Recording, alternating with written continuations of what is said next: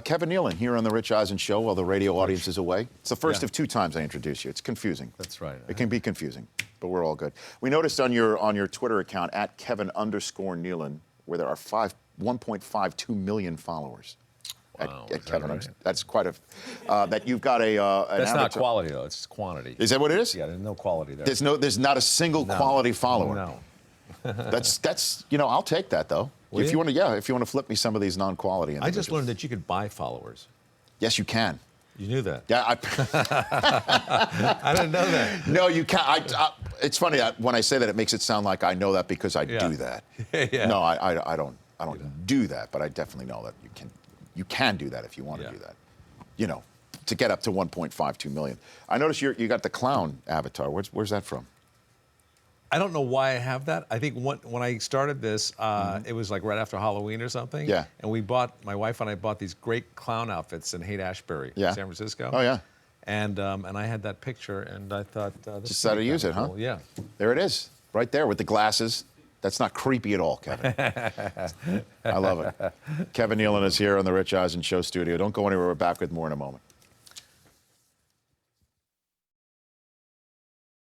Welcome back to the Rich Eisen Show. If you happen to be in Southern California during draft weekend, May 1 through 3rd, you can see this man perform at the Improv in Irvine, California. You can also catch him on his AOL series, Laugh Lessons with Kevin Nealon, right here in the studio. Kevin Nealon, how are you, Kevin? Thank you, Rich. Good to see you. Fantastic, thank you. Yeah. So you are here in our Southern California studios. Last time you were on, we called you right before the 40th anniversary of SNL. How was that? How was that? It was great. It was epic, and on a lot of different levels. Everywhere you looked, you saw these incredible, famous people like, Keith Richards sitting right, Diane Sawyer right behind me, Paul McCartney standing there, and I even saw Peyton Manning at the after party. Yeah. And how was that? He's pretty imposing. He's big, He's a big dude. And I had my picture taken with him on my cell phone for my son, and then after the picture, he tells the person who took the picture, he goes, "Eli, check that picture, see how it is." So he hands the phone to Eli, and he looks at it, he goes, "Yeah, it looks good, gives it back to me. Half hour later, I go to text somebody, it's all in Chinese fonts. I'm thinking, Eli must have messed with my phone. Yeah. So a half hour later, I see Peyton Manning in the middle of the room, in the middle of everybody, towers above everybody. Sure. He sees me, he goes, "Hey, Nealon, how's your phone?" So I knew right then that Eli, that's a thing they do, I bet. So Eli being his brother. Hands it off to Eli, his brother. Yeah. And Eli changes all the fonts to Chinese, and I couldn't get it back. I was trying to figure out everything. And finally, I went up to Eli. I said, "Fix my phone. I hate the Giants. I hate the Giants." And he tried to he fixed it, sort of, but it was still on the emoji was still like Chinese, and I finally had to bring it to the Apple store to have Are you serious? Yeah, and at least I got like 12 new Chinese followers out of it, though. So this may be sort of a Manning sting operation that they do on folks like you. Yeah, it's a brother thing they do. And at first it's kind of cute and funny, but then after a while it's like, hey. Listen, nothing's funny about having to go to the Apple store. I know. If you have to go to the Apple store and go wade through the morass to the Genius Bar because... You've got to make appointments, you got to be vetted, Vetted. Yes. I told this story at the outset of the show, so if I'm repeating myself to anybody who's heard this, thank you for listening for as long. I went to the Apple store months ago, and as I'm waiting to be seen by the Genius Bar, I'm just surfing the web, and there's a guy to my right in a full medical gown and mask saying to me, "How about that Ebola virus, huh?" That happened so I don't need to mix it up. I thought the guy he was a surgeon. He was like in between surgeries and he needed a quick fix. No, and I'm like, it wasn't even Halloween. He was there in a full surgical outfit and a mask, and I thought I was being pranked, but it happened. There were no Mannings around at the time. I'm here with Kevin Nealon on the Rich Eisen Show. So March Madness, you were here in Southern California. That's right. And you were not watching the game. Why was that? No, I was working that night. I was doing a fundraiser. And where were you doing this fundraiser? It was at the Riviera Country Club. Oh, very nice spot. It is a nice spot. You golf? You're a golfer, right? I committed, yes. Yeah. So, it was right during the game when I had to go on. And they had a large TV screen on both sides of the stage playing the final game. While I was supposed to be going on. That's... Yeah. Okay. So, and also the mic was going in and out. It was a faulty audio problem. Because the people at Riviera weren't paying their dues? Is that what I mean? don't know You'd why. think Riviera would have. I don't know why. And then also the waiters were serving dinners at the time. We call that dropping dinners during your meal. Oh, my during Lord. your performance, which is a tough thing to challenge. Mm-hmm. So it didn't just happen when I was out. I knew I was walking into that. Mm-hmm. You know. And I got to say, it's one of the few nights that I bombed in my career. No kidding. Yeah. So who was? But at least the sound was off on the TV. And this event was, what was the event? Who was the event for? It was for the Lakers Youth Foundation. So all the Lakers were there. You Uh-huh. know? Well, I didn't recognize any of them because it's like a whole new team now. You know, it's like I went to see a game a month ago or Right. so, and the only person I recognized still from the team was Jack Nicholson, sitting on the sidelines. He was more the utility player. Yes. But it's a good organization. They Yeah, raise sure. money for a lot of these kids, so that's good. Yeah, right. Or maybe I was willing to walk into it and sacrifice myself. There you go. So I have noticed, and who hasn't noticed, certainly with the Masters being on TV and golf being at the forefront of the sports world right now, you doing a commercial with the King. The King. Arnold Palmer. Yeah. What was that about? What was that like? Well, that was fantastic. It was, you know, we all know Arnold Palmer, and to get to hang out with him for a day or so was just quite an experience. And this guy, he loves to laugh, loves jokes, loves westerns. He grew up watching westerns. Okay. And I said, you know, Arnold, or I think I call him Arnie. Okay. I said, Arnie, you know what I watched growing up was The Rifleman with Chuck Connors. He goes, I have the rifle from The Rifleman.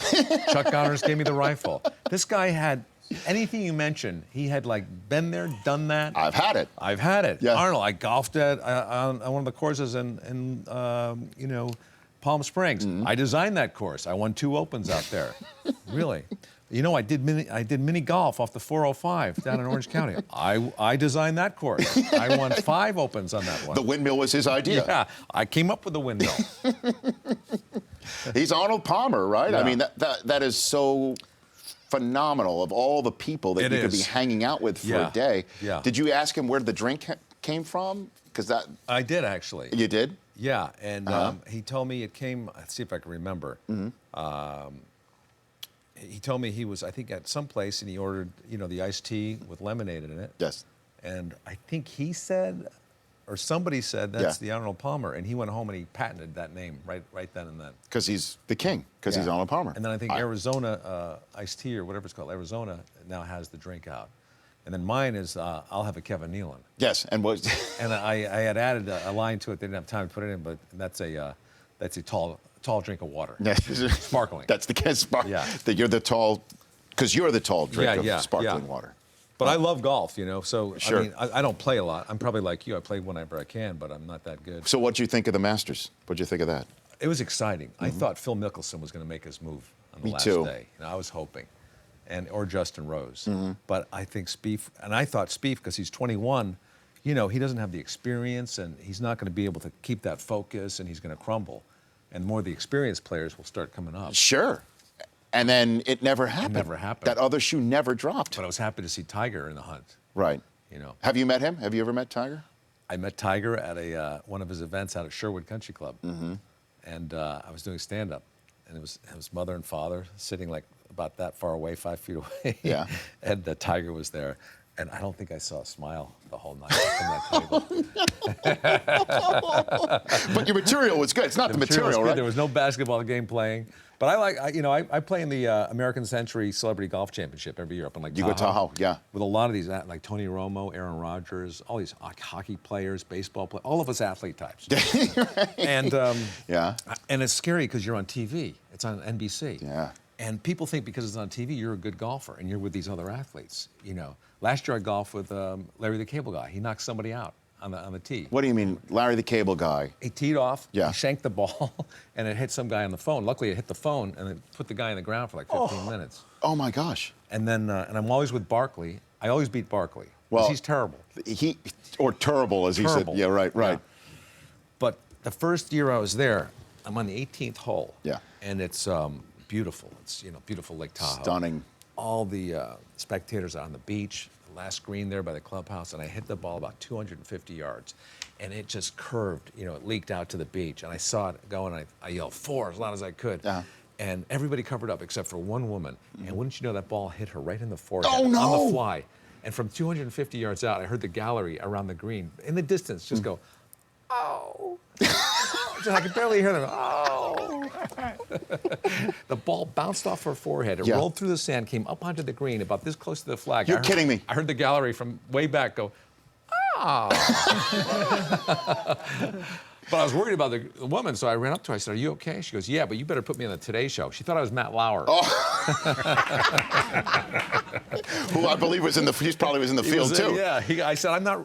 I said, "Yeah, okay, I'll put you on the Today Show." Most importantly, though, did you knock it in after that? I mean, if you were set up for birdie off of somebody's skull. I think I tapped it in. You got it. It was a tap. It was a walkaway tap. Or is it? Yeah. It's a gimme. Yeah. It was a gimme. It was a gimme. You don't You have gimmies in tournaments, do you? No. You don't see that in the Masters. No. That's good. Yeah, that's good. Pick it up. Pick it up, Jordan. No problem.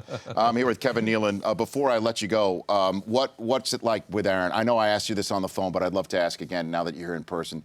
You and Dana Carvey doing the Geico commercials. Or no, was it State Farm? State sorry. Farm, yeah. My bad. I got the wrong insurance But Geico company. does have good commercials. They do. By the way. Yeah. You were the I think they're caveman. the on one funniest of those? ones, yeah. So the State Farm commercial, you're doing Hans and Franz with Aaron Rodgers. What was that like? That was it was fun to bring out those characters again because we hadn't done them in about 20 years, you know. And, It's been that long, huh? 20 years? I think so. Yeah. Oh my well, gosh. almost 20 years. Right. So they couldn't find the original sweatsuits that had the stuffing in them, the padding. It's all padding, you know. And so they had to reconstruct them, and they looked at the old pictures of SNL, and they tried to do the best they could, but some of them were too big, and they had to really do a lot of adjusting. But then, you know, we did it with Aaron, and he came to the set, and a really nice guy, quiet, really kind of quiet, and polite. I think I could take him. You think? I think I could take him. Like with the suit or without the suit? I think with the suit, and I'd have to blindside him. Yeah. Yeah. But yeah, that's what everybody says about him. That he's just a regular guy who's just struck it huge in his career. Yeah, and that was tough for him too, because he was coming off of Brett Favre, who kept coming back. Right? Yes. And so he's like, he's up, he's down, he's playing, he's not playing. You know. It's unbelievable, seriously, what he's come through and what he's done. And what was it like reuniting with the Weekend Update crew on the 40th anniversary? That was fun. I mean, that was just some of them. You know, I don't know if they tried to get everybody or what, but it was fun to see. You know, Colin and Seth and Norm. And Norm sort of took it over, right? I mean, he went off script. Norm, did he go off script? Well, Norm. Yeah, he stopped doing the lines and he just kind of was stalling. And I thought maybe he was having some kind of a seizure or something. You know? You never know with Norm. But yeah, it was good to see everybody, and it was a great night. It was fun to go back there. It was kind of like a high school reunion, and you know, and everybody has their kind of comments on the night and what they liked and what they didn't like. And what'd you like? What was your favorite part of the Well, evening? you know, first of all, it's a 3.5-hour show to cover 40 years of SNL, which I think is an impossible task to begin with. But I think they did a great job. I love the music part of the show. You know, I love seeing Paul Simon and. Yeah, that was incredible. And Paul but McCartney. to have Keith Richards introduce Paul McCartney, I mean that's just one walk-off moment. And then Chris Rock introducing Eddie Murphy. Yeah. I mean, that was really something else. And you were just great in it, as always, Kevin. And I appreciate you coming in here. You come back anytime. Thank you. Go see Kevin Nealon at the Improv in Irvine, California, May 1 through 3. Or go check out his AOL series, Laugh Lessons with Kevin Nealon. Thanks for coming on, thanks, bud. Rich. You bet. Or be one of the 1.52 million followers at Kevin_Nealon, KevinNealon.com as well. The Rich Eisen Show, weekdays at noon Eastern. On Audience.